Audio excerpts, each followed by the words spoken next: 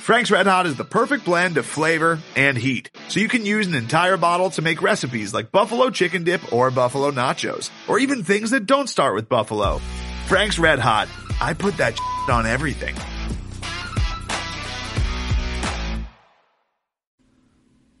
Hey, Craig.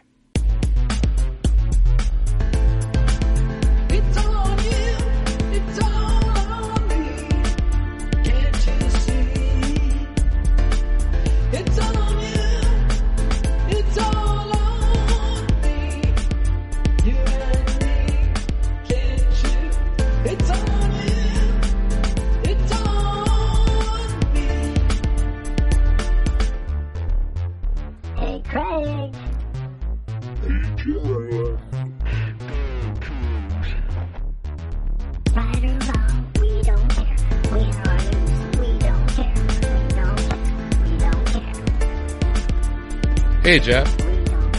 Hey.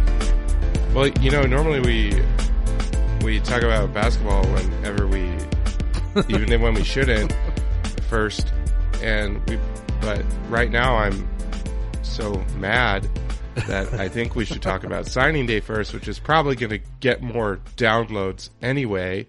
So, Yeah. So this is podcast versus everyone, episode, what is it, 151. 151, like your favorite alcohol. I wish I had some of that right now. I honestly do. Yeah. Yeah, we'd probably drink it. This is I'm Craig Powers. With me, as always, is Jeff Newser. And this is the early signing period for signing day edition of Podcast versus Everyone. And probably, I mean, given how this is some of our, probably since they implemented this early signing day, our lowest number of signings. By a mile. So actual signing day will probably be even bigger this year. So it should be interesting. But hey, Jeff, I know that you spent a lot more time on this class than I have. So I want to start with some of your kind of overall thoughts on the 11 guys they had signed today? 10 guys that signed today? 10 guys that signed. 10 guys. And only one on the commit. 10 guys that signed today, ranked 9th overall in the Pac-12 in the Pac-12 by 247. And 72nd nationally, which is one of the lowest in a while. Also, this is definitely not a complete class, so that could change. Yeah. Both of those things could change, hopefully for the better. But yeah, Jeff, obviously there was a couple surprises in the last couple days for this class. One in particular that was pretty welcome. So go ahead and give me your broad thoughts here. Yeah, I mean, it's tough to know. So obviously some of the deal with only signing those 10 guys, you know, some of that deal is obviously what we went through with Rolovich, and right. You know, as we know, kind of looking back, you know, we had a long period where nobody was signing, right? And so nobody was committing. And then, you know, a little bit lately.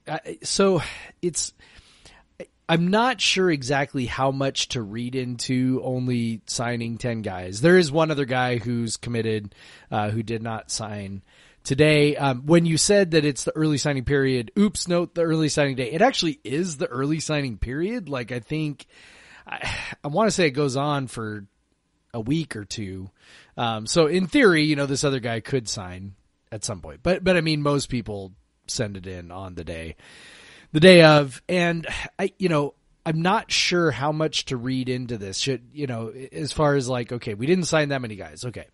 Way less than we typically do. Like last year, I think we signed 19 on signing day or something like that. I think the year before it was 18 or 19. So, it's typically, you know, close to 20 for WSU at least. But there's like these factors. Okay. So we mentioned, you know, Rolovich was, you know, part of that. You know, so now we got, you know, new coach, and he's one of the old coaches, but, you know, now he's the head guy, and, you know, okay, so there's that. there's also the sense that, perhaps the, COVID stuff is like the roster scholarship COVID situation is messing with the numbers. Right. I haven't gotten a clear answer on kind of how that works.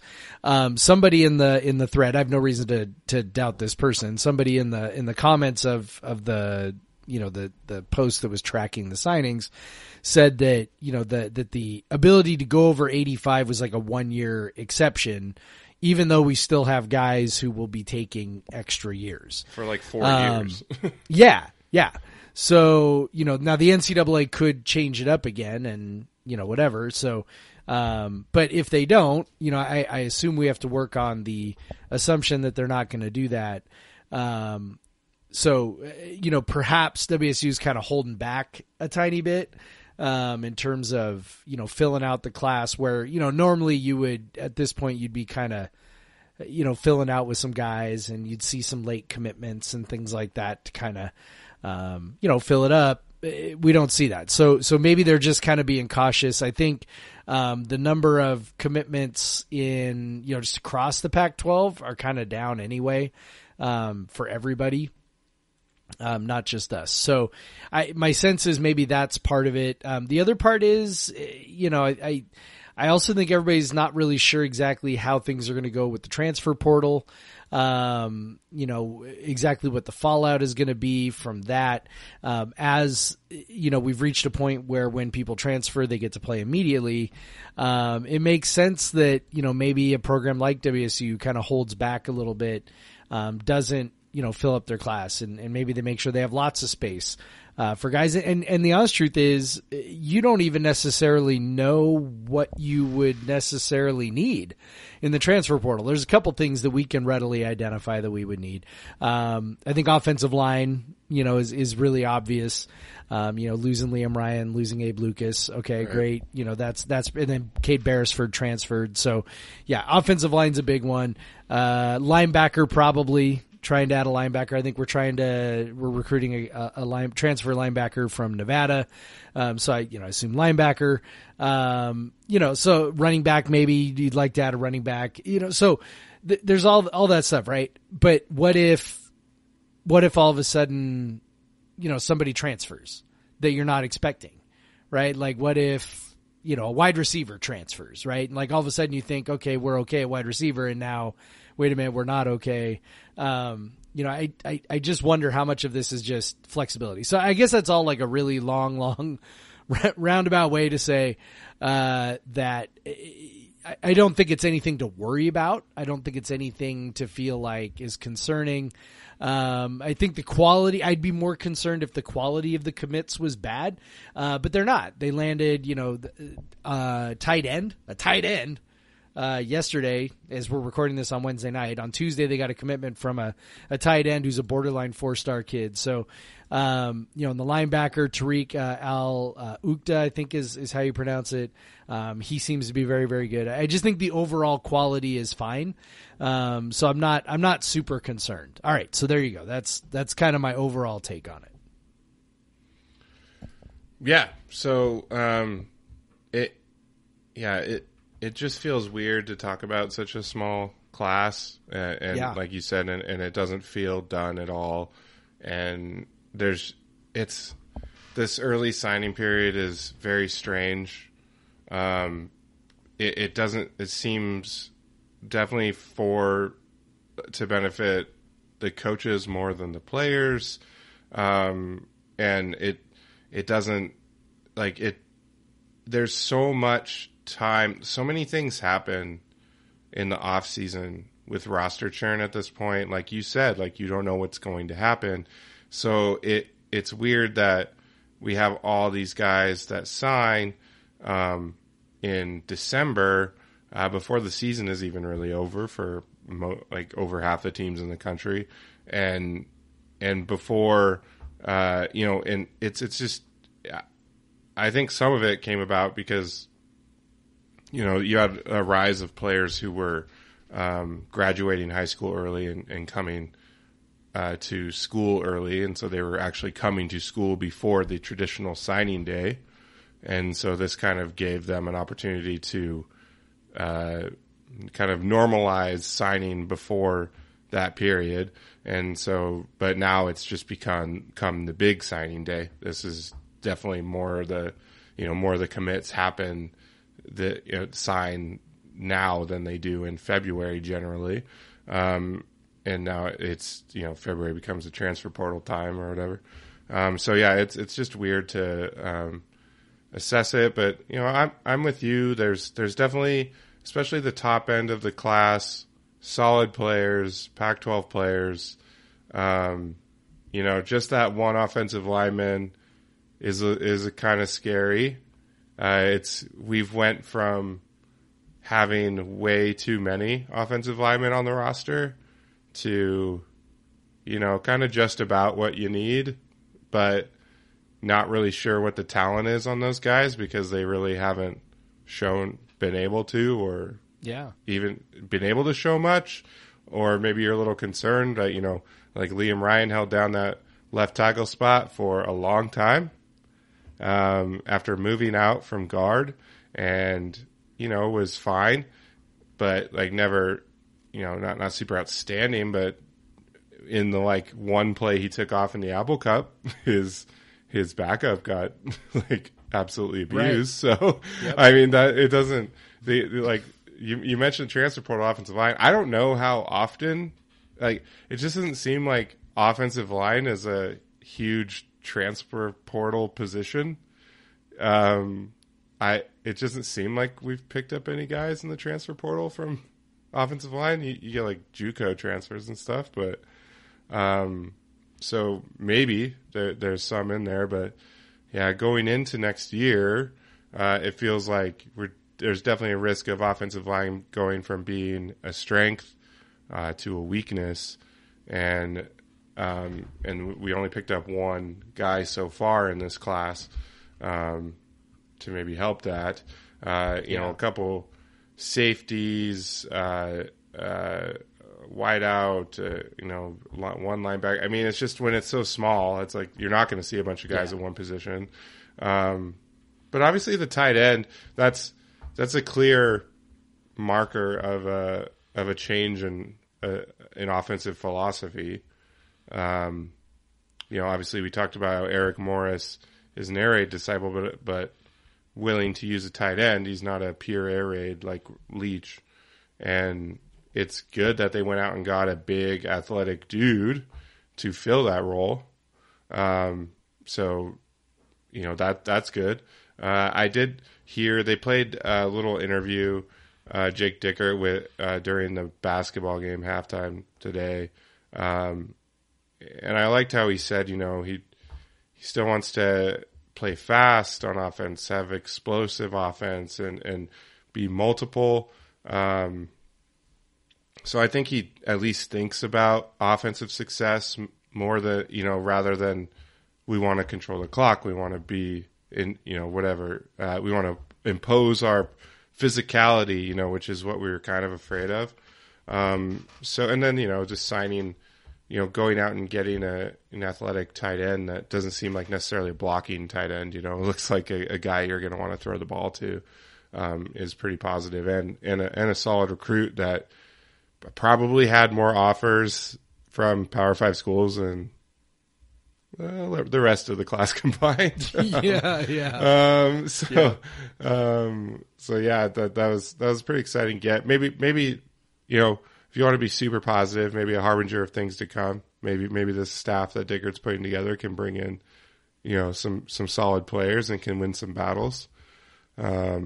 So there's probably a promise of, hey, we don't have any tight ends on the roster, and we're going to use a tight end. We're going to use a tight end in the offense. So guess what?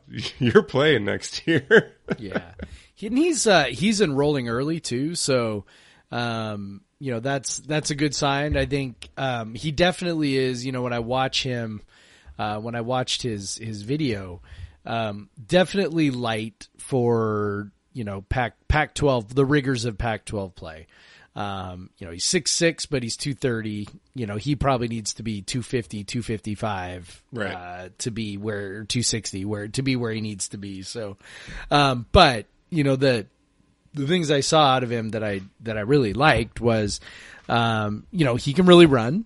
But he also, is a really good blocker, like a really good blocker. And you can see how, when he gets bigger, he's going to be really effective, and he's going to be that, all around, tight end that can catch, but can also block and, can do some things. His technique's really good. And it's not just that his technique's really good, but he's also, frankly, he's got a little bit of a mean streak. Like he likes to put guys on their backs, and, you can see the desire with him when it comes to blocking. So he's really exciting. There's when you watch the video, it's really obvious why, he was the highest, rated guy in our class. Had been committed to Oregon. Oregon already has a bunch of young tight ends. I kind of looked, I was like, I wonder why he flipped. Thinking, is it just, losing Cristobal or whatever? And, when you went and looked, it was like he was kind of moving into a situation that was kind of, stacked full of players, young players, especially talented players. Where a guy like this is one of the most, talented guys, coming to our team. Going to Oregon would not necessarily be the case. So, really excited to have him. I think that's great. I don't know, how much weight he can put on between now and next fall, but being on campus and eating our food and lifting our weights, I would assume he could put on at least 10 or 15 pounds. So, maybe he'll be able to get himself into a position, physically where he can, truly contribute a little bit next year because, as you mentioned, right, 0 tight ends on the roster. It'll be interesting to see if, what else they do, if they try to go transfer portal to try and figure out if they try to convert, maybe one of those edge guys that isn't, playing a whole lot and, try to make one of those guys a tight end. There's a number of different directions they could go with that, but yeah, real clean slate there. And, I'd be pretty shocked if that didn't play into Mr. Dollar's, decision-making, matrix there to come to Wazoo. Is there anyone, maybe beyond Dollar, is there any other particular recruit that stands out to you as kind of maybe one of the more important guys in this class? Yeah, I think, so I'll give you a couple. The guy, like I mentioned him earlier, but the guy I think who could be special is Tariq Al-Uqda. He's a guy. They call him Buddha. Apparently, yeah, I saw that. So that's a guy who USC worked hard to flip over the last month, and they didn't. He stuck with his commitment. He had committed last February, so makes me think. This is a guy who. He's real good physically. He was selected to the All-American Bowl. We haven't had too many of those guys over the years. So that's a very cool thing for him and also for us, just kind of signifying his, overall talent level. And then, he just like when you see a guy who committed and stayed committed through, a coaching change and all that time and everything else. And he's coming from, South Central Los Angeles up to Pullman. Kind of, you put all that together and it kind of makes you think that the guy really wants to come to Pullman, that he really wants to, get out and go somewhere else. And come on up here. So that's really cool. Makes you think, pretty mature kid. Lots of opportunity there to play. I don't know. He's gonna. I don't think he's enrolling early, but I'm not positive about that. So I don't know that he'll necessarily play a ton early, but I think he's a real good talent. Ben Schlenbaker, Juvensky Schlenbaker, he goes by Ben apparently. He also is enrolling early. He's a running back. I love having him in the class. Largely because this is the kind of kid that always went to Washington. Didn't come to Wazoo. Yeah. He's not, he's not a highly touted, 4-star kid, but he's certainly sort of a high 3-star type kid. Local kid, and you just kind of, those are the kinds of guys who Washington sort of gobbled up. They'd sort of give WSU a passing glance, they'd get some nibbles, maybe even they'd commit to us. And then when Washington missed out on some of their higher targets, they'd, be like, hey, we got a spot for you. And then they go to Washington. He's another kid who's been committed to us for a long time.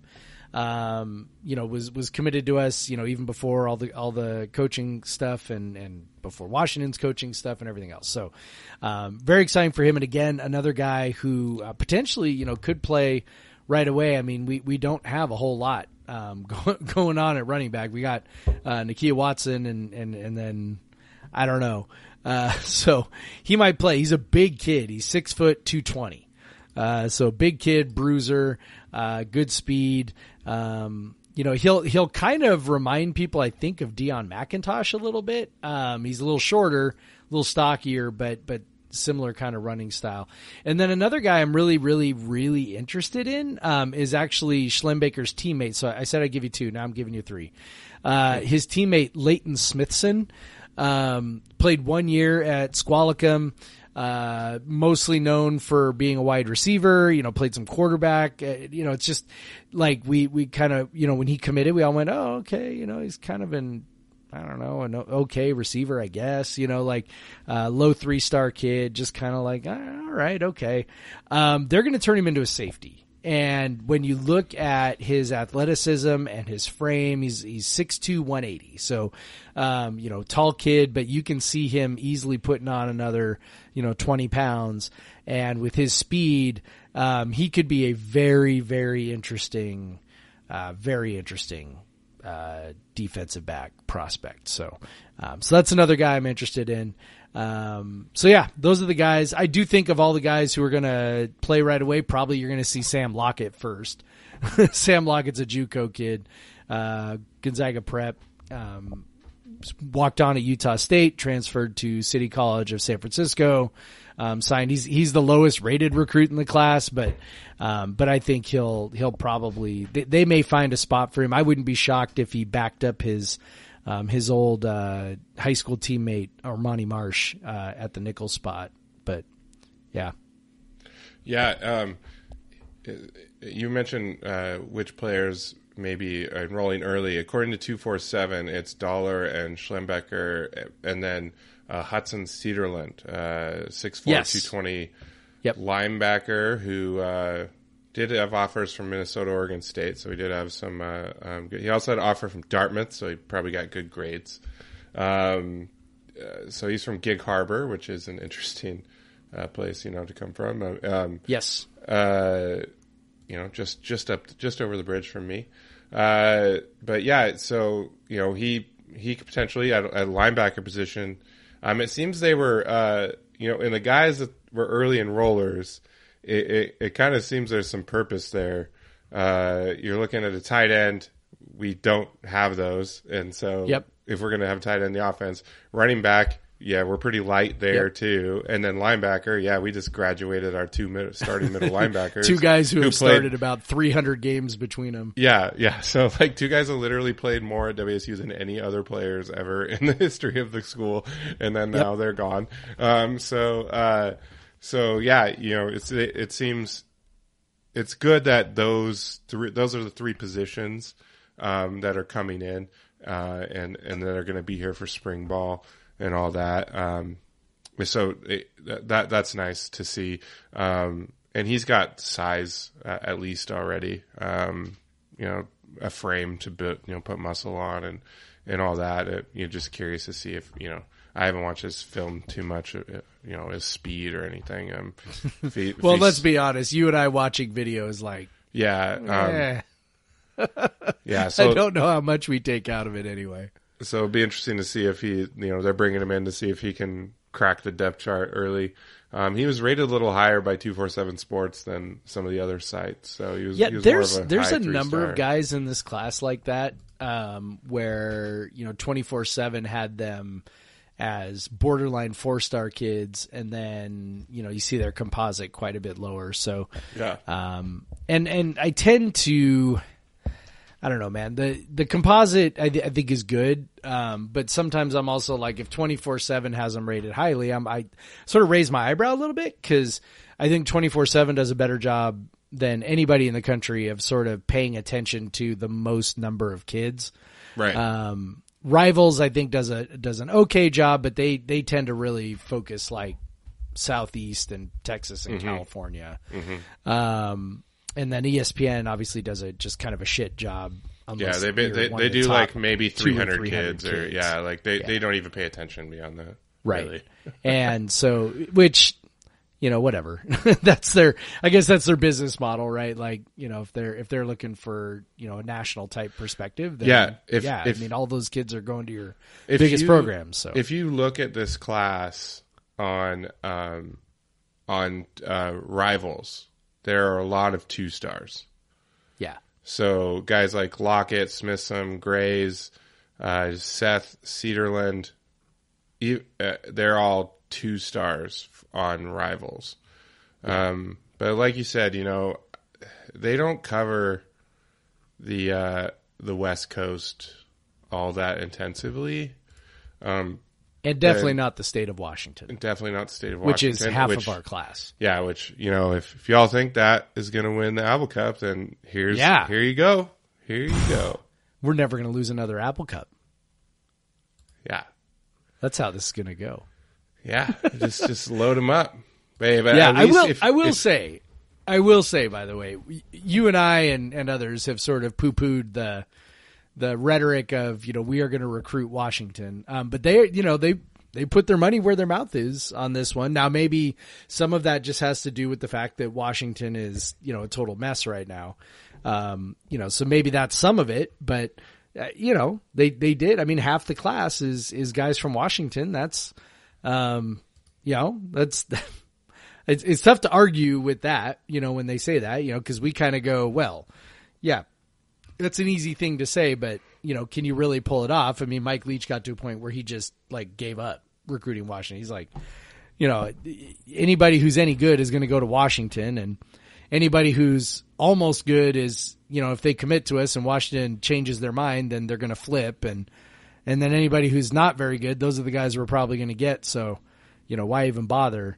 Dickert has said, like a lot of coaches, we're gonna recruit the state, and I think a lot of coaches say that in a lot of states, but they did do it. So I don't know what to make of that yet, but they definitely did do it. Yeah, and so we'll see how it plays out.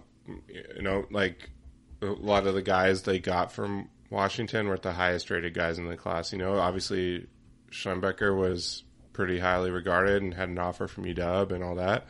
But, some of the other guys maybe are the guys you can typically get anyway.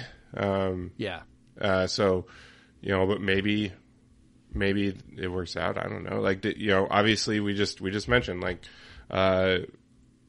depends on what recruiting service you look at, 24/7, 247. They think more highly of these guys than Rivals or, does. So, which I think in some of those cases, Rivals just gives 2-stars to anyone who's not evaluated. So, So it's I don't know. Like it's WSU recruiting. Do we ever really get that excited? Like it's more of like, are we totally screwed? And I don't think we're, like you said, it's nothing quite yet to freak out about. Because of the roster numbers and because of, there just might not be scholarships to give out. And also there's this looming transfer market. Maybe you could pick up some guys from there. And plus there's a whole nother signing day coming up. So, we'll see how it goes. I definitely feel better about this class than in the summer. And, early in the football season. So, So it definitely came together a little better. And then there's still time for them to put more together. Cause obviously, when Rolovich got hired, he added a bunch of guys after the early signing period and stuff. So it's definitely possible. So we'll wait and see. And yeah, the kind of the highest, the most excited I can get about WSU football recruiting typically is like, well, the sky isn't falling, so that's good. It's fine. Yeah, we have recruits and they appear not to suck, so that's great. As we look at like kind of filling out the rest of the class, Chance Bogan from your neck of the woods, well, kind of your neck of the woods, goes to Lincoln. He has been predicted by Brandon Huffman. He's a tight end, predicted by Brandon Huffman to end up with us. He had been committed to Washington up until last week. Decommitted from Washington, picked up an offer from us. So that would be delicious, right? To flip a kid from Washington. 253, baby. Yeah, that would be okay. So that's maybe a guy to keep an eye on. I'm just kind of looking at, the Washington recruits, the top guys, and it's kind of like you said, like a lot of these guys maybe are guys that we get a lot of times anyway. So it's good. I mean, we'll definitely go for it. And one thing that, whatever. I mean, read into this whatever you will, but Dickert definitely made it a point. I listened to his radio interview with Chazanow, talking about it, and he definitely made it a point to say, these guys want to be Cougs. They want to be Cougs. They want to come there. And, maybe that's just coach speak. It's possible. But also at the same time, like, I kind of remember Mike Price, saying the same kinds of things, back in the day where it's like, all right, we got these guys and they are us. They are one of us. Mike Price leaned hard into the idea of, we are the Cougs and we do things different and we are different and it's just different over here. I don't know that anybody since him has kind of leaned quite that hard into that idea, and Dickert seems to be kind of trending that direction. Now, maybe again, it's just coach speak, and it's he's sort of maybe parroting an OKG kind of thing, kind of vibe, right? We're looking for guys that fit in our program. Of course, everybody's doing that, right? But he definitely, like I said, seems to be leaning into the idea that look, we're Cougs, we're different, and we want guys who want to be here. And these are guys who want to be here. So, that part seems good, and I'm excited about that. And, we definitely got our share of the in-state guys, and, that was, it was good to see. It was definitely good to see. And, I think, Jacobus Seth is a guy we haven't really talked about. He's from my brother-in-law. His kids go to this high school up in, Lakewood High School up in Arlington/Lakewood. He's another guy who might be, sort of underrated because he was evaluated as a defensive line prospect, but he's going to play offensive line. So, yeah, when you look at these guys and you look at some of the lower recruited guys, the lower ratings, it's kind of sometimes you kind of see like, I could see how, that guy is maybe not evaluated correctly. And when we look at those classes under Mike Leach that turned out so great, that were sort of really the foundation, a lot of those guys were sort of misevaluated, particularly guys from, Samoa. We got all those guys from Samoa. They ended up being really great players and they just, nobody had seen them. So, I think there's some potential for that in this class, and, we'll kind of see how the rest of it fills out. I mean, if they get 10 more guys and they're all from California, then all of a sudden it doesn't look like they recruited Washington that hard, right? Right, exactly. So we'll see. Yeah, so I guess that's all we can say about these 10 new Cougs. But yeah, so I guess we'll take a quick break here, and then we'll come back and we will talk about this fucking men's basketball team. God damn it.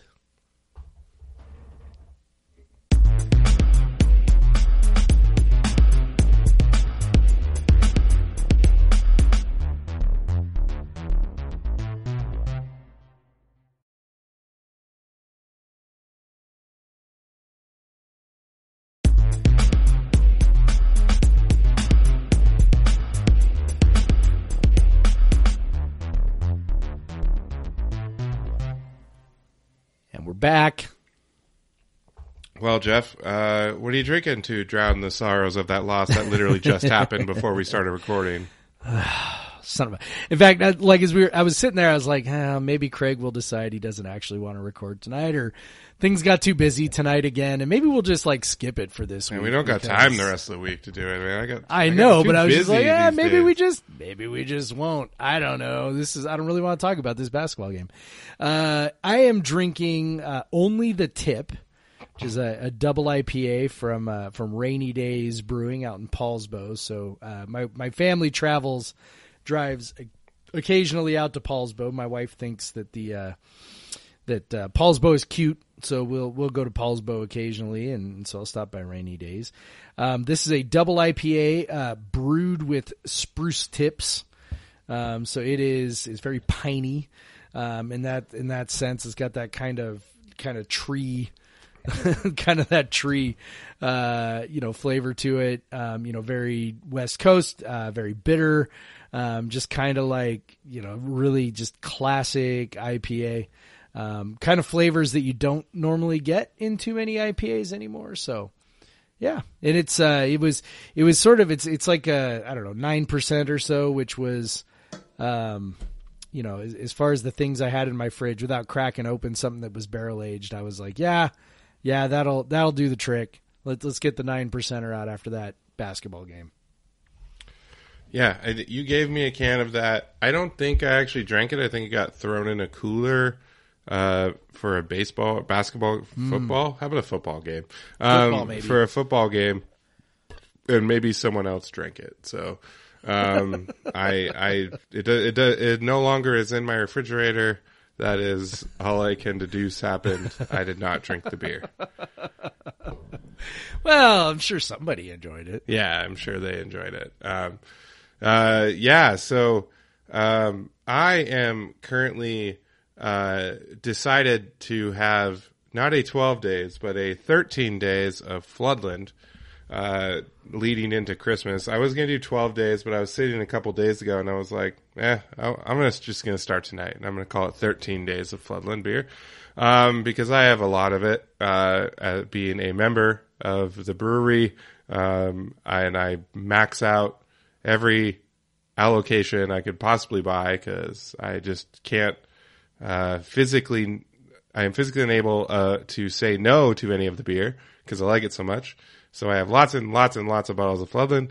So what better to do than have 13 days of Floodland? And a lot of days I'll just have one beer.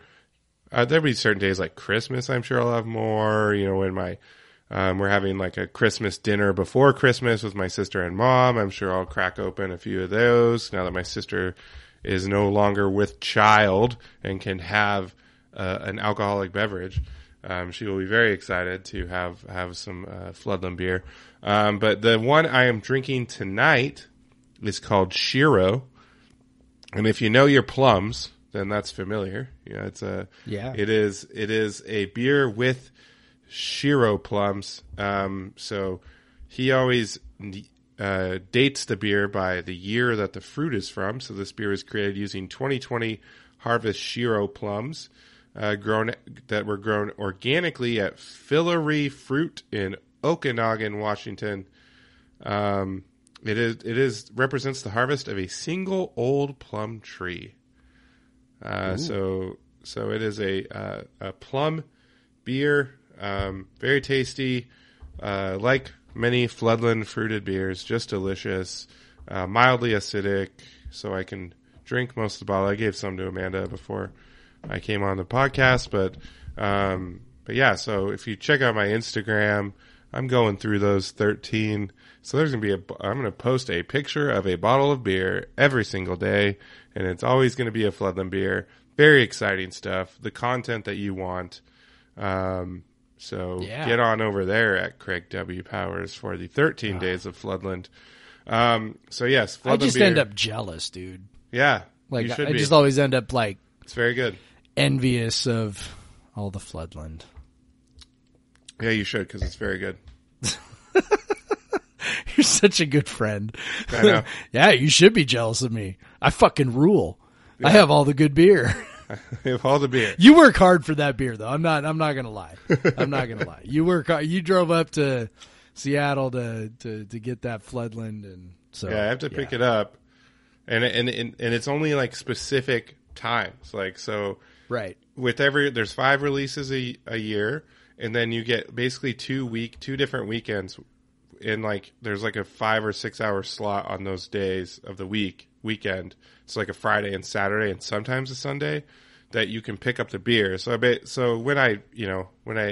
I didn't have kids, it would be a lot easier, but it's a lot harder when you have kids because you either have to take them with you or you have to be like, hey, I'm leaving for 5 hours. Is that okay?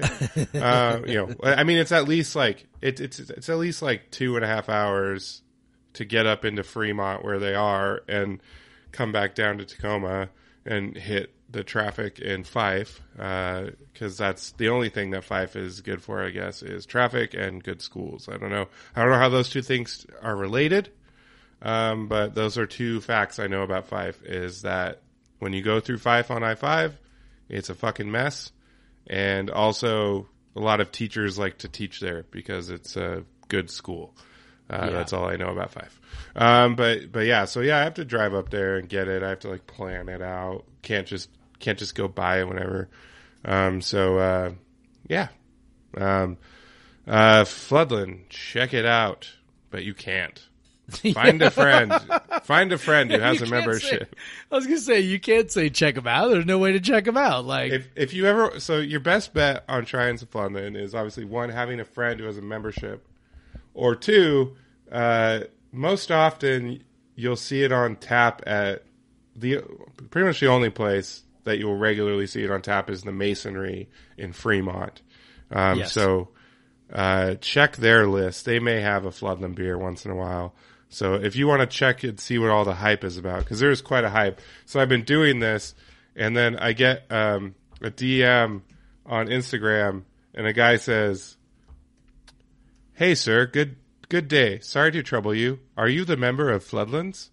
And so I get that when I post the Floodland beers, I get people like in my DMs or mentions like asking if I'll trade them the beer, or I'll trade beer with them. I'll send them beer, and my answer is always no. I don't feel like doing that. Sorry. Like, maybe if you live like within driving distance of me and you want to come pick up, maybe I'll trade, but I generally will not do that. Maybe if you want to drive to Tacoma. So one of our listeners, Jeff, knows I am very bad about sending beer because I still owe him beer from the Skookum charity raffle I did. Yes, which we mentioned last week. Like a year ago. So, yes, we mentioned last week. So, we'll continue mentioning it because, I feel bad about it. But all the beer, it ages fine. It's in my cellar. It's at the right temp. It's good. You're good. I'm just aging it for you properly. So you're really doing it for him. So really, I've just been trying to delay talking about the fucking basketball team because I'm mad right now and I don't want to be mean. It's hard not to be right now. Yeah. First, we'll start off by saying they were not at 100% at the 2 games this Saturday against South Dakota State and New Mexico State. They have obviously been bothered by the flu, which has impacted quite a few guys on the team, it seems, including some very important players such as Noah Williams. They're still trying to get Deshaun back healthy. They're definitely not at full speed right now, but still, these are 2 games that were there to win, and they lost them both in devastating fashion. Both games where they seem to have control early in the second half and then ultimately let it go down the stretch. And it's frustrating. This has happened over and over and over again with this team. I think probably tonight against New Mexico State was the worst. Holding an 18-point lead, 98.5% win probability, and letting that all go away in the final 18 minutes of 16 minutes of the half. That's very frustrating. Smith himself afterwards said, paraphrasing, basically said they're lacking toughness, and that's all you can say. Like when a team continually does this, when they take their foot off the gas, whatever happens, they lose that intensity and they let teams back in the games. And for a while, they were playing a couple teams that weren't so good, and they would still hold off and they would win the game. Yep. But now they're playing some better teams, and that more around the top 100 KenPom-ish area. Experienced teams that have been to the tournament, teams that are going to the tournament, teams that have transfers from big time schools and stuff. You can't get away with it now, and that's what's happening, and it's really frustrating. It's so frustrating to see them just not have answers down the stretch over and over and over again. Yeah. And seeing the defense, they switched to a zone for a couple possessions and switched out of it. I just see the defense, kind of fall apart a bit in the second half over and over again. It's like that's got to be a focus, intensity, a toughness there. When your defense just stifles a team for the first 20 minutes and then in the last 16 minutes just gets totally run over. So it's just so damn frustrating, man. It's so frustrating to watch, especially with this team. Certainly has the talent to be where we expected them to be, but they just don't have the toughness to finish these games out like they should. Yeah, they've lost now 4 of their last 6 games, lost by 5, by 2, by 3, and by 3. So on the one hand, you can go, okay, those are all really narrow margins, just relax, which, by the way, yours truly did just write a column on Monday that said, it's okay, relax. And this was after South Dakota State, right? And then tonight happens, and now I'm like, I'm having to fight the urge to not panic a little bit. Just feeling like, are the walls caving in a little bit? Is this, are they really not nearly as good as we thought? Like, I think what I'm trying to talk myself into is, number one, trying not to oversimplify the situation. Because I think, you always want like sort of a magic bullet, right? Like, oh, well, if they just do this better, the offense just looks stagnant and they need to do this better, or, they're shooting too many threes. They just need to get in there. I mean, I've said that, right? Like this, tonight I'm just like, oh my God, they shot 33 fucking threes. Like, come on. We're just, South Dakota State, we did the same thing. Over 50% of our shots were threes. Like, this is, against these are not like teams that should be able to stifle us inside. If you're shooting 33s against USC, sure. Right. But, if that's all you got, if that's all you got left, okay, we'll kind of go with that. But, South Dakota State, New Mexico State, I mean, those are not, anyway. So, it's you gotta I think you gotta resist the urge to be a little too trite, because I think when you're losing by such small margins, all it takes is a handful of small things to stack up, and all of a sudden, you've lost by 3 points, right? So, and as we've talked about, on the podcast before also, like, if you don't want to lose a close game, then don't let the game be close, right? Like, and that sounds, again, I'm trying to stay away from being trite, but that really is the truth. If you don't want to lose on a 3-pointer at the buzzer against South Dakota State, don't puke up your double-digit lead. If you don't want to lose by 3 points to New Mexico State and have your 5-second call that seemed to be about 3.8 seconds be called on you while you're trying to inbound a baseline play, again, don't puke up an 18-point lead. So there certainly is some of that, but also, it's just kind of like they're just a little out of sync, and I think that's kind of the frustrating part. Like, they are still trying to figure things out, and while you sort of want to go, well, the season's long and whatever, but it's not that long. It's we're a third of the way through the season now, right? Like, it's it's the middle of December, and we are essentially 33% of the way through the season. there's not that much time left to figure it out. So, little things that I'd like to see him do. I'd like to see the offense be a little more fluid. I'd like to see people be a little more aggressive about getting into the lane. That's kind of my big thing, because I think there are guys who can do it, who are turning down opportunities to do it from time to time. I think Michael Flowers can spend more time probing the lane a little bit. I think TJ Bamba can spend more time getting into the lane.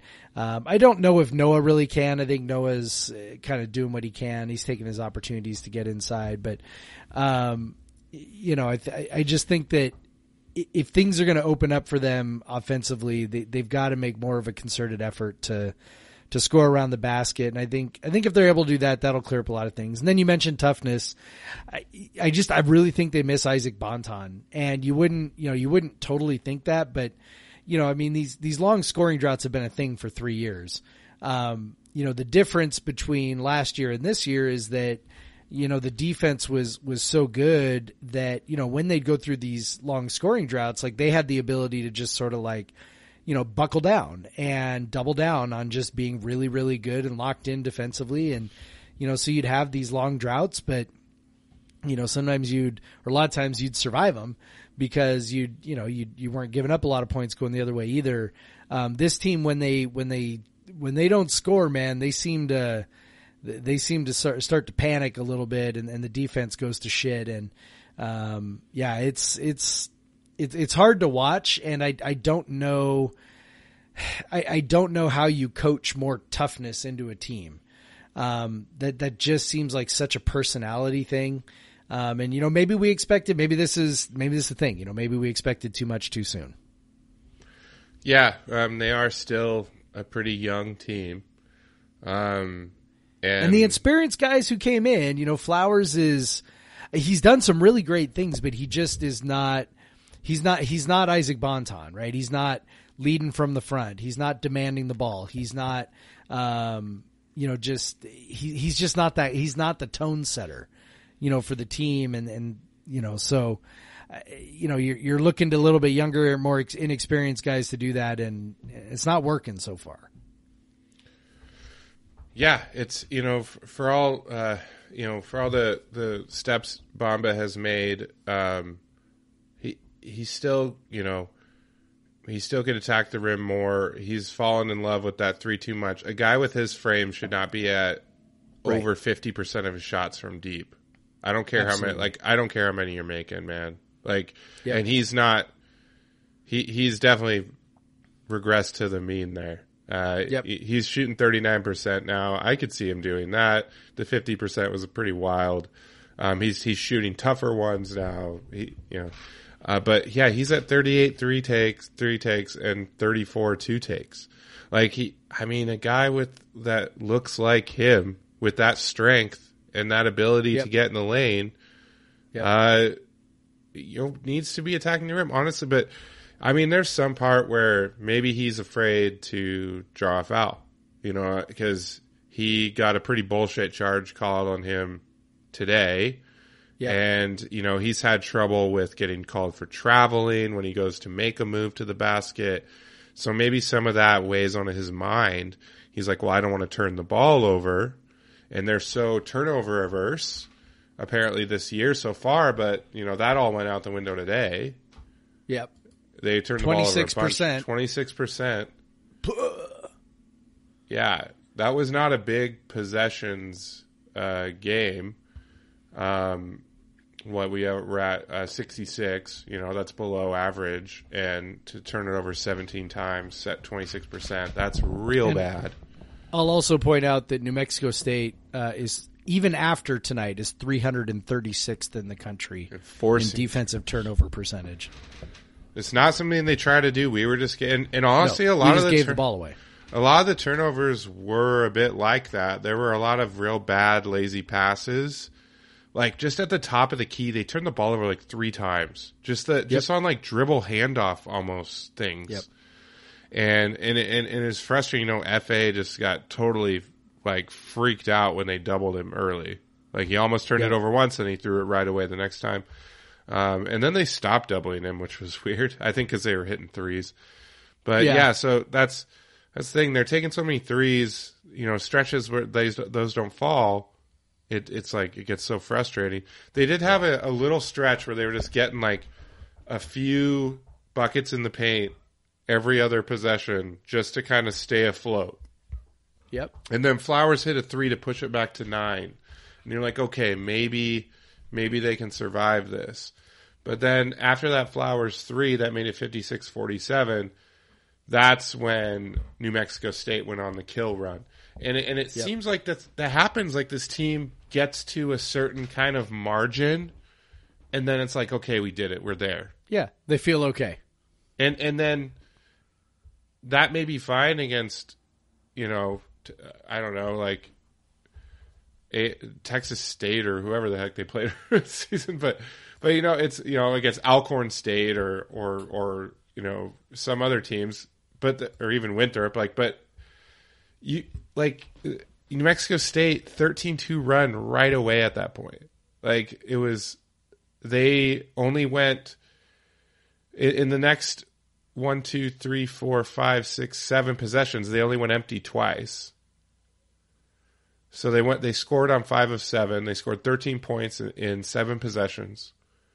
And they took the lead. And meanwhile, WSU scored on 1 of those possessions over that time. And only scored only hit a field goal on once more in the final 5 minutes. They had 1 bucket, or no, it wasn't even a bucket. It was 2 free throws from Bamba. So they had 2 free throws from Bamba and 1 more free throw from Bamba, 1 out of 2. And that was it. There was nothing. And Noah did his thing where he's trying to do hero ball at the end, because that seems to be what we're doing now. But when he's not shooting the ball well, which he is not right now, he's just not that much of a threat in doing that. Yep. Because he's got to get all the way to the rim, and he did. I mean, down 3 with 15 seconds left. Why you're gunning for a lay-in? I don't know. Just go for the 3. That was a bad why not decision. Take the time to find one of your good 3-point shooters a look, like Flowers. I mean, especially Flowers, or I think Rodman was on the floor at that time. Maybe he wasn't, but you got some shooters on the floor. Oh, by the way, FA, about a minute and a half left. I don't know. Huckin, his pumps first a wide open 3. His first look of the game from out there. He's just not shot it well from out there this year. Why? I have no idea. Let's be honest. He hasn't shot it well from out there since the first 10 games of last season. It's been, the term fool's gold is sometimes used to refer to 3-point shots. I think that might be the way to refer to FA's 3-point shot. It's so frustrating. Noah going for 2 down at the end. I'm not gonna rake Noah over the coals. He obviously was not well. Obviously not well on Saturday. Obviously not well today. Team needed him. He played hard, gutted it out. I am a little bit frustrated that, when it comes down to crunch time, it's just Noah puts his head down and does what he does. Yeah. Eventually that just doesn't really work out most of the time. It almost worked against USC, but has not worked. Has not led us to a victory, I guess I would say, since Stanford last year. So that part's frustrating. And like I said, Michael Flowers, I think is probably the best guy to do that. If you need a bucket, I think he's the guy you want with the ball in his hand. And yet he's a good tough shot maker. He seems to defer though. So I think on offense, one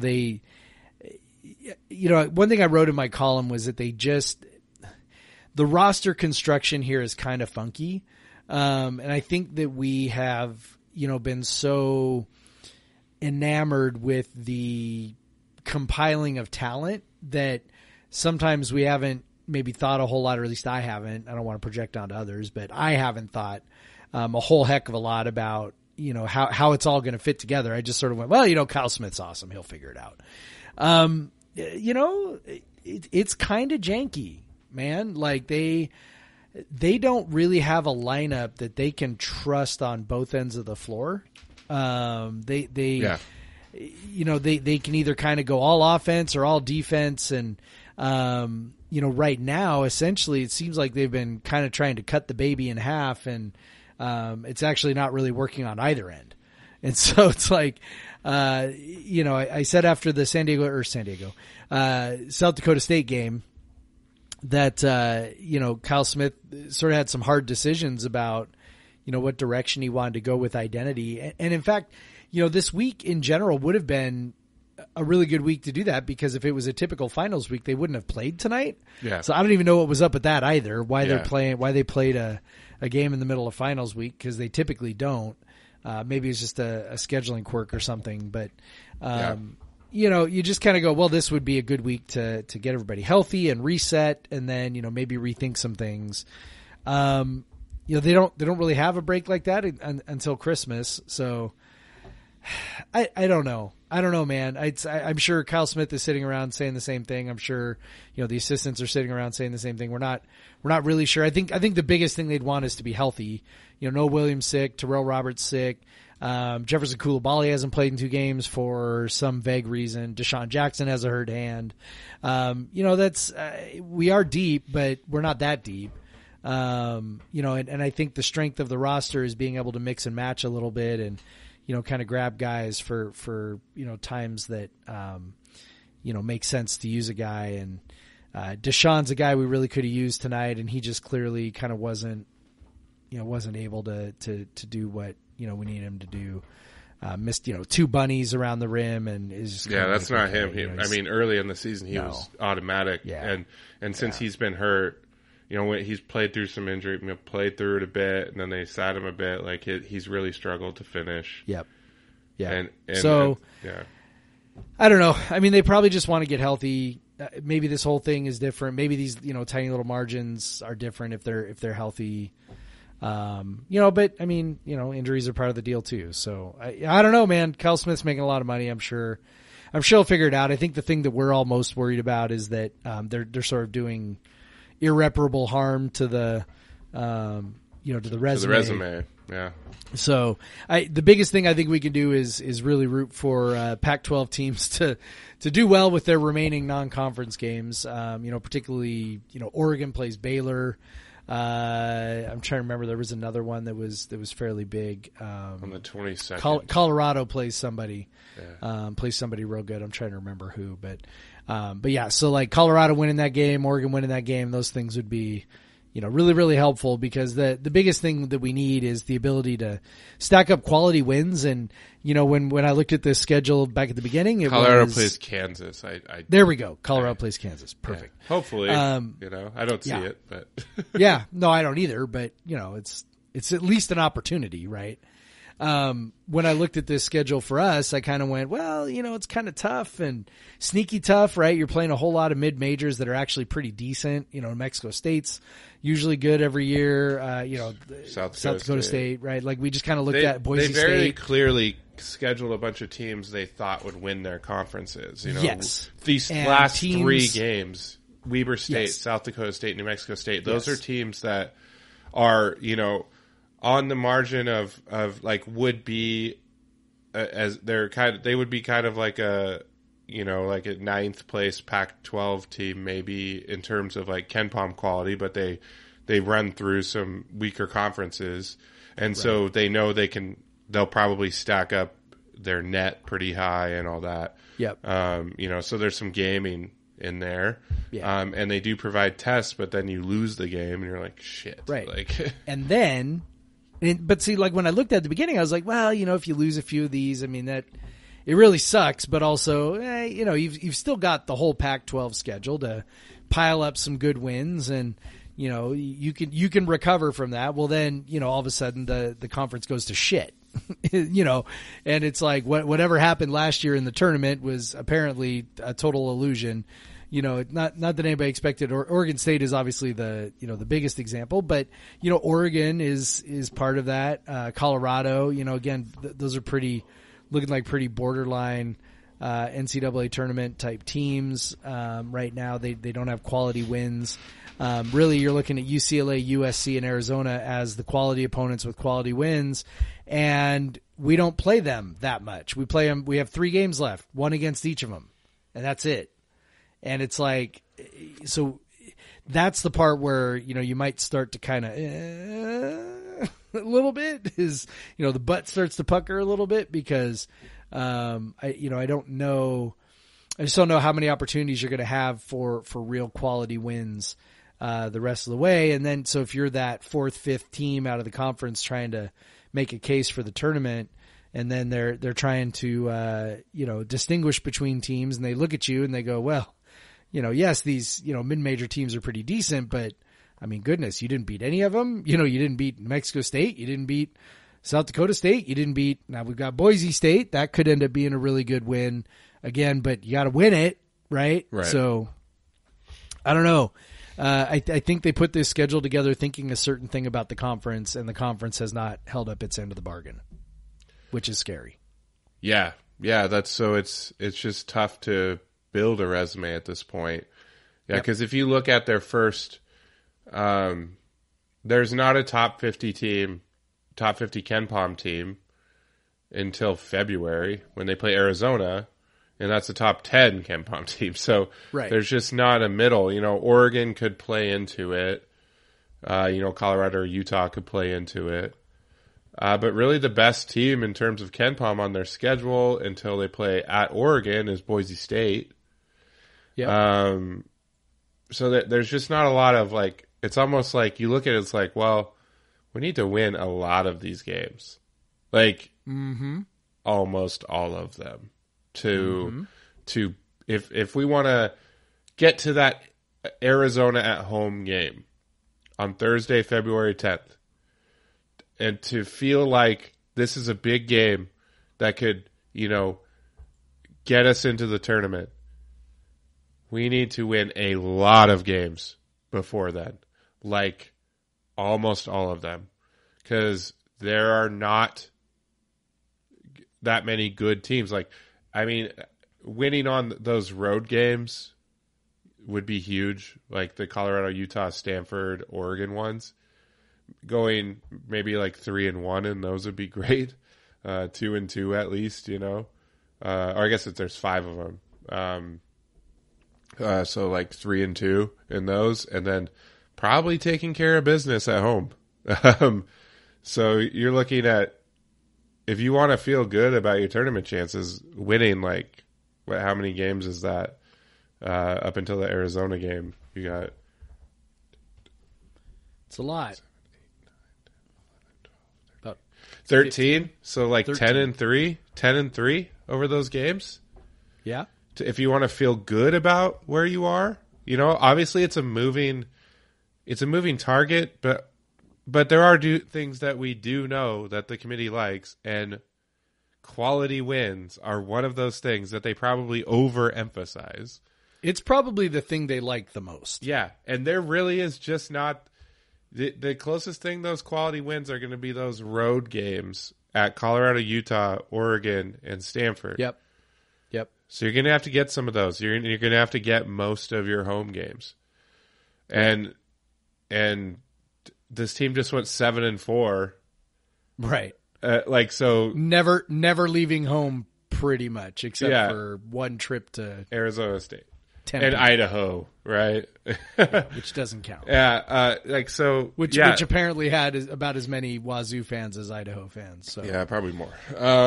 So if you're looking at getting to a point, can they win? Not how the team is playing now. They're not winning 10 of 13. They're not winning 9 of 13, whatever, over the course of those games. They could get healthy. Obviously, those guys have the flu. Hopefully they recover. But sometimes the flu can fuck you up for a while. It can make you feel like shit for weeks after if you have to actually do physical activity. So hopefully they can get through these final 2 non-conference games. Winning that Boise State one would be huge. Build back a little bit of goodwill. Do not lose to Northern Colorado. If they lose to Northern Colorado, it's not that necessarily they'd be dead for the tournament because you can always play yourself in, but it would just feel like, no, they can't. They don't have it. Yeah, it's not happening this year. Yeah.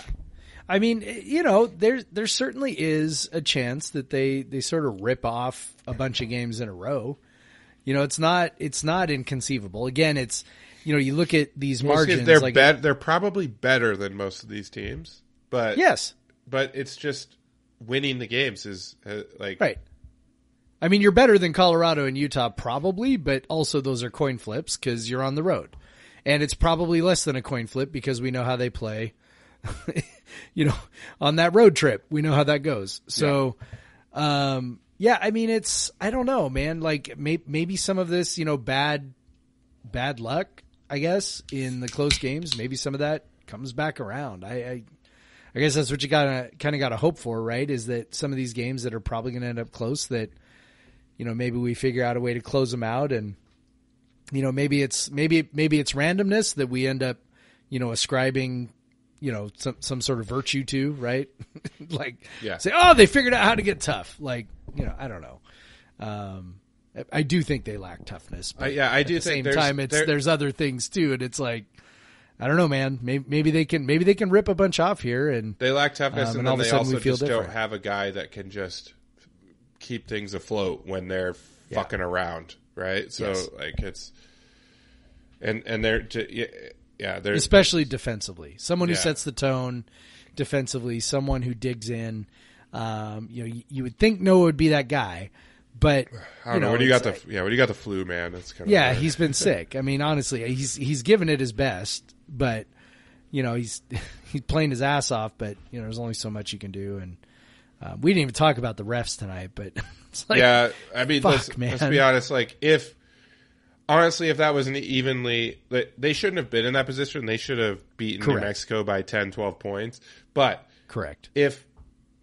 Since they were in that position, it's a lot more obvious. Like they were, they got ref. There was some crazy shit. It was crazy. I mean, the one in the most high leverage situation was the very obvious kick out from Teddy Allen that Noah got called a foul on, give 3 free throws that effectively ended the game.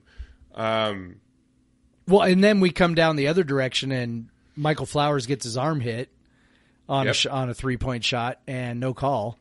And then it ends up, I mean, everybody just sort of overlooks it because TJ Bamba gets his put back and foul, but the difference between 3 free throws and 2, pretty significant when you're down by 3 points. Yep.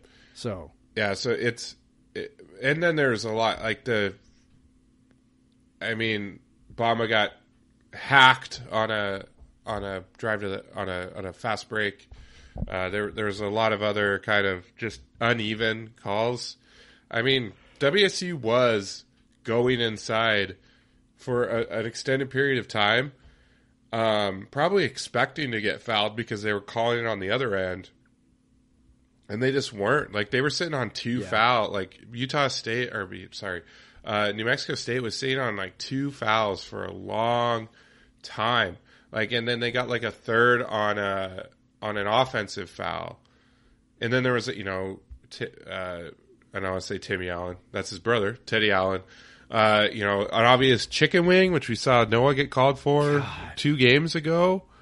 And we see players get called for all the time. Like, you could see the forearm on the defender's back. Like, it's not that Dan hard Dickow to thought see. that was a great no call. Yeah. He also wasn't sure that Bamba got fouled.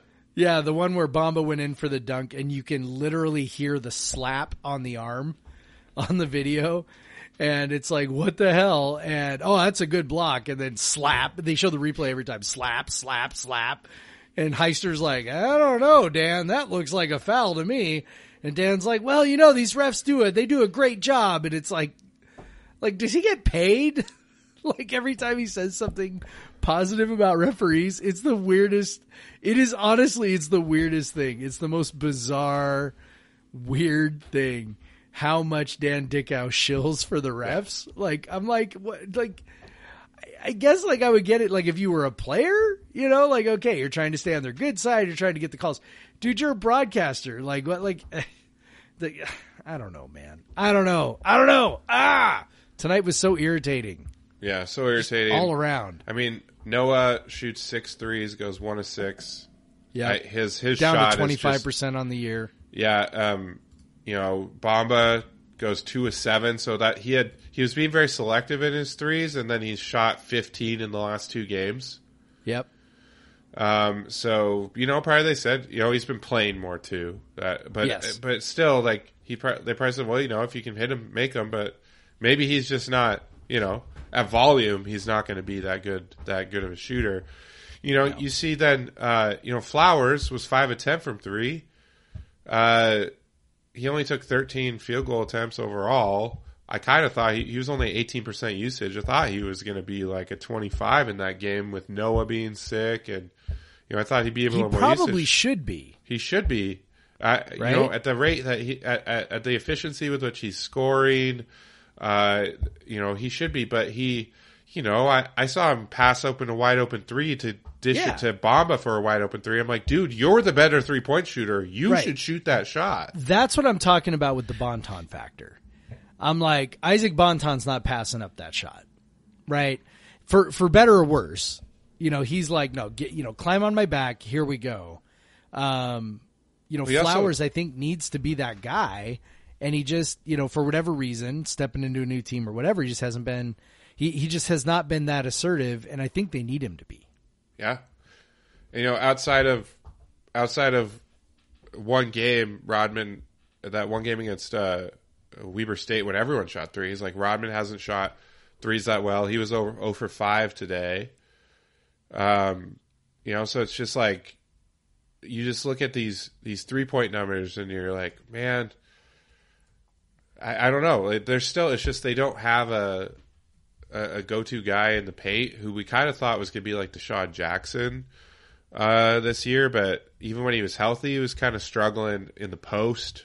Turning the ball over a lot when he would get post ups and stuff, and FA just hasn't really, you know, he's added a couple moves, but he doesn't really use them that much, and he struggles with double team, and and then Gay is just, you know, what can you say? He's a freshman, he's a high school senior basically. He's playing too much, man. Yeah, he's playing like I don't think they ever expected to play it. But yeah, we've expected too much. Like I think they got to move away.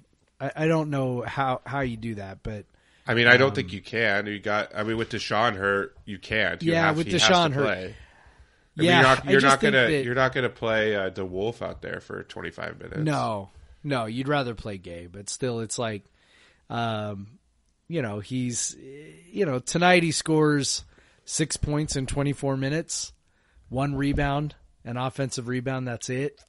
His offensive rating was 127, but that's really just because he didn't. Because he hit a 3. You know, didn't turn the ball over or anything, and he hit a 3, which is great. He finally hit a 3, so, you know, hooray.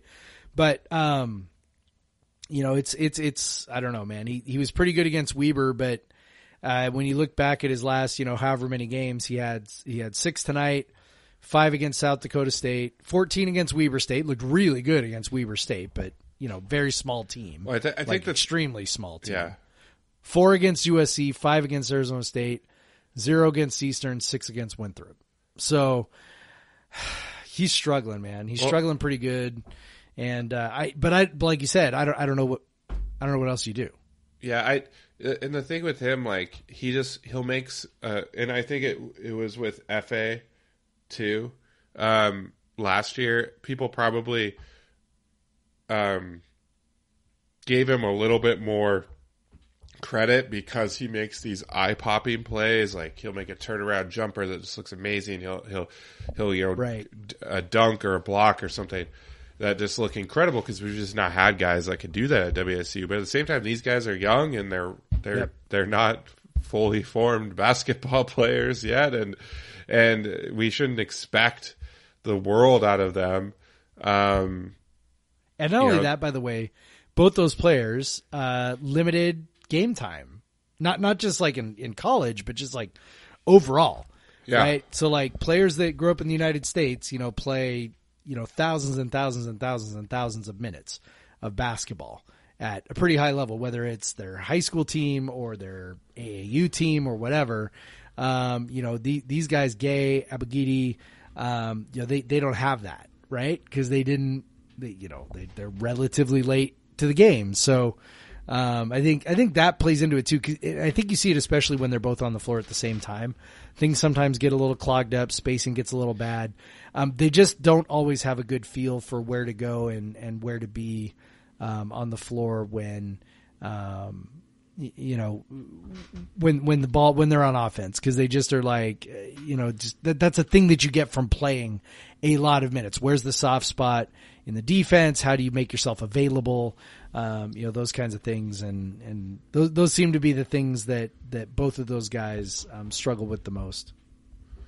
Yeah. So, I mean, to sum it up, this team has work to do if they're going to get to that tournament that we kind of expected them to get to this year. But maybe just getting healthy will fix what ails them, and we'll all feel stupid for freaking out. I don't know. But they definitely have to learn how to play together. Need a little continuity, and maybe we've seen Kyle Smith teams hit their stride in Pac-12 play each of his 2 years. So hopefully, if that happens with this team, with the talent they have, that could look really good. So now I've talked myself into being less pissed off, but I'm still mad that they lost. Still mad. Well, I wasn't mad at the South Dakota State game, because mostly it was just like South Dakota State was like going like just like miss a fucking three, you guys, like Jesus, like you shoot 10 of 16 from three. Yeah, a lot of them contested. Yeah, but it's not like they were all wide open or something. The New Mexico State game was just more frustrating because that team just didn't. That felt like a team that they should have put away, and it was just frustrating. So, but hey, we got more games. It's basketball. They just keep coming. But I do want to talk about. Hold on one sec. I just got a stuffy note. All right, there. So a team that has gotten some big win, at least one really big win since we last recorded, is the women's team. It feels like forever ago now. It is a week ago, but I think we recorded the night before that game. But the Gonzaga game, like going into McCarthy and coming back from 12 down in the second half to beat Gonzaga at Gonzaga, and the Gonzaga women's team isn't the stature of the men's, but they are good, and that is a very good win. That's a very, very good win. They're a top 25 net team. They're going to be around there. That's going to be a great. Well, they're 27 now, but I mean they're going to be in the top 25, and that's going to be a great win on the resume. Come Selection Sunday, a huge win, and this team. We talk about the men's team doesn't they're having trouble closing out games, all that. This team has shown that they absolutely can close out games. Their problem is starting games. Yeah, they're the opposite. But right? they also have a superlative player that the men's team lacks, and that is Charlize Ledger-Walker, who, it's kind of funny, you watch these games, and she's pretty, usually kind of a little bit deferential, trying to get other people involved, probably at the direction of the coach. Like, hey, we need more players. We can't just rely on you. You can't just be you. And then she misses some shots. Teams key in on her, so she takes some tough shots. But then she gets to the second half, and if they're in a hole, she just says, "You know what? Like, this is my game now." And she just over and over again asserts herself into the game, and turns it, plays a huge role in turning the tide. And we also kind of see it with Bella too. Bella plays, she kind of feeds off of, if Charlize is playing well, Bella play well too, because the attention that Charlize is getting is kind of making things easier for Bella to get in good position down low and do her moves and score. And She's definitely got a little more efficient at finishing this year. But, they both struggled shooting-wise against Gonzaga, but they grinded, and this team might be a legitimately good defensive team with the addition of Tara Wallach. She's, coming off the bench now, but she's just a great defender. A 6'2" guard. She causes trouble on defense. She's still coming around offensively, but she just causes trouble on defense. And they've just played really good defense. And they shut down a good offensive team at Gonzaga throughout the game. And they shot so poorly in the first half. You just hoped that it would change, and it did for them. They had 16 points at halftime. They got 35 in the second half to come back and win. But that was super exciting. It was right as the men's team was walloping Weber State. So that was, the basketball vibes were so good last Wednesday. And just to get that huge win. And then they followed it up, and it kind of looked like they were going to have a letdown against a bad team in Boise State. But again, Boise State has this.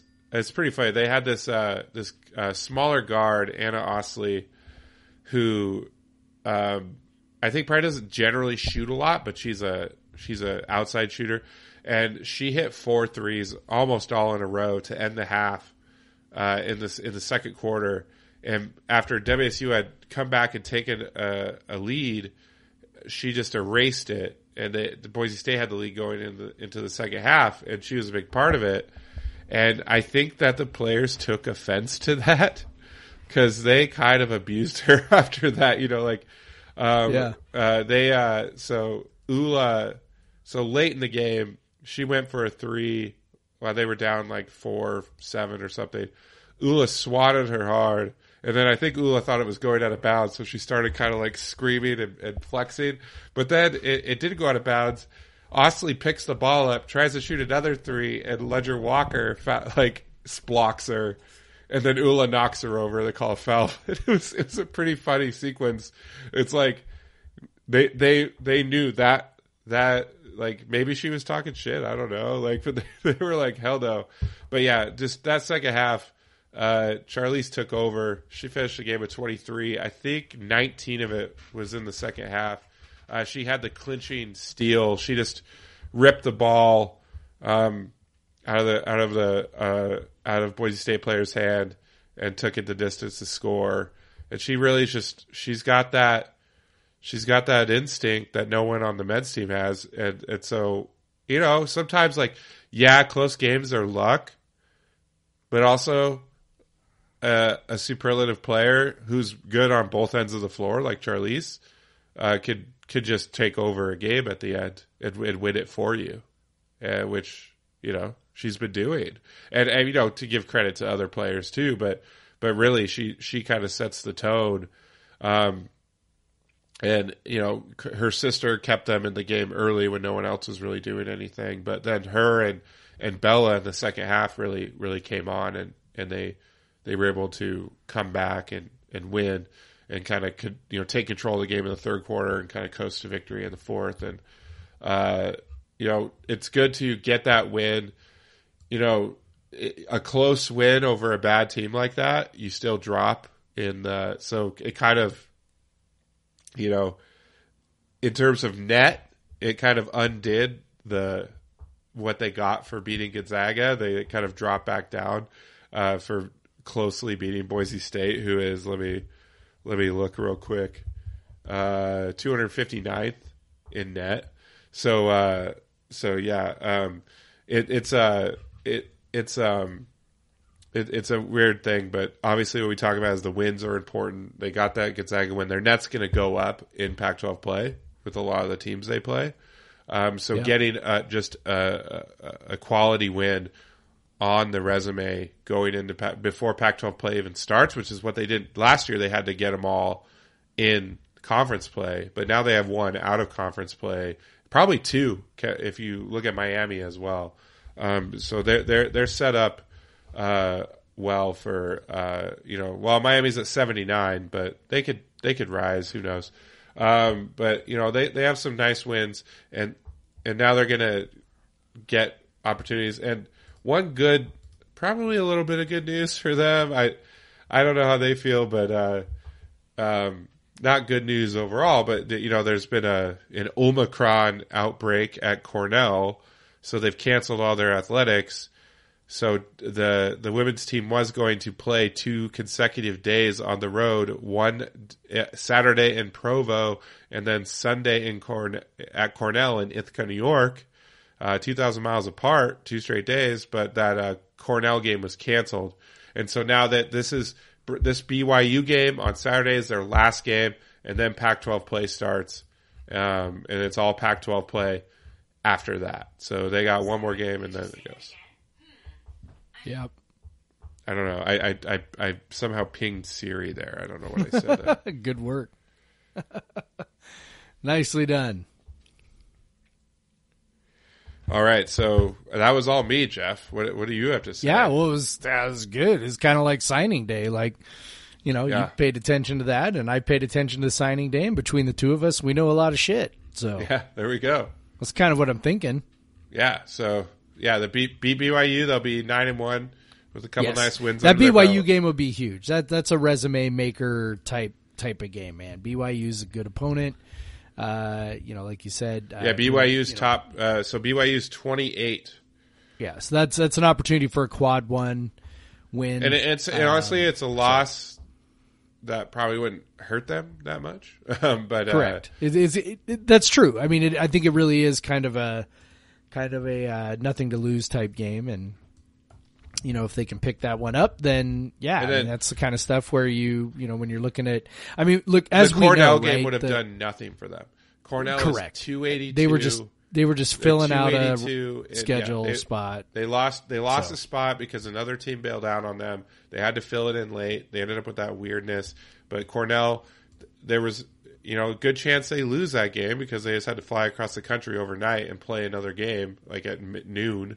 So, and if you're playing the number 282 team in net, you're not getting anything good. So honestly, it's probably good that they're not playing it. But now they can focus all their attention on this BYU game because getting this one, and they are in very good position, like you said. Yep.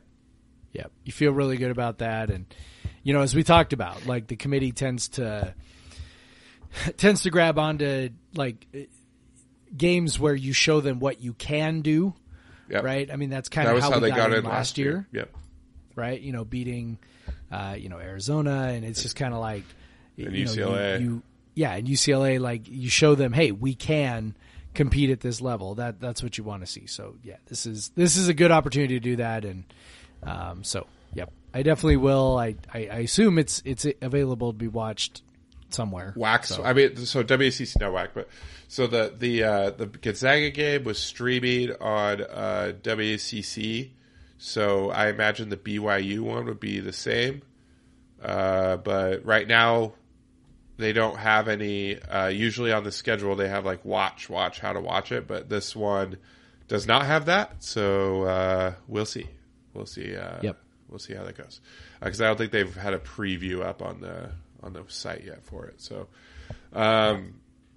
we'll see. We'll figure that out. I imagine if the WCC broadcasts that last one, they might broadcast this one too, and it was free. So hopefully that happens again because it could be an interesting one to follow there on 11 a.m. on Saturday. So, 12. The Cornell one was going to be at 11. Oh no, it is 11. It's 11. 11 a.m. on Saturday. BYU. Check it out. Big game for the WSU women.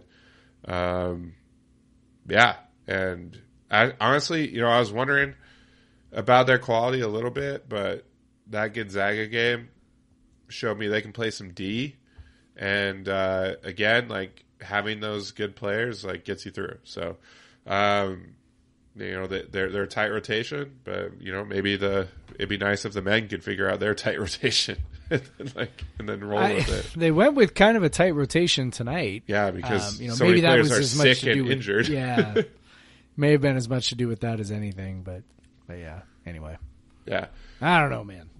Yeah, so I guess that's we don't have like a million sports to talk about anymore. so that's nice. No. So yeah, I guess that's it. That's all. I didn't think we were going to make it this far, but we did. Another hour and a half for your ears. So go ahead and give me a follow on Twitter at the Craig Powers if you don't already. Give Jeff a follow at Pod VS Everyone. I mentioned my Instagram earlier. If you like pictures of beer for the next couple weeks, at Craig W Powers. And if you want to send us an email with questions, comments, gripes, that's podcast vseveryone@gmail.com. Leave us a review. 5 stars would be preferable. Actually, just if you're going to leave a review, 5 stars.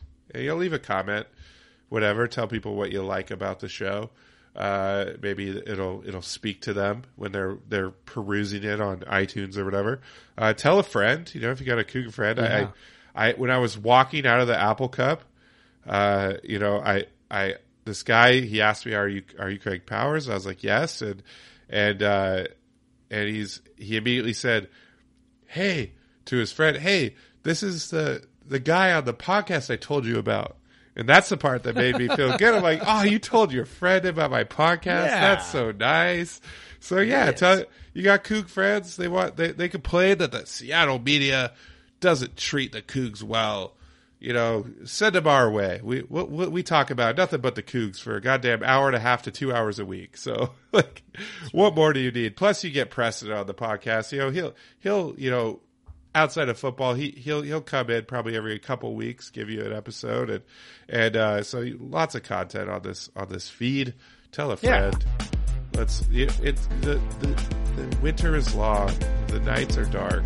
You need something to listen to. You need to hear us dropping F-bombs every other word. Yes. But yeah, I guess that's it. That's all, Jeff. And all that's left to say is go Cougs. Go Cougs, Craig. Black Lives Matter. Black Lives Matter. Get vaccinated.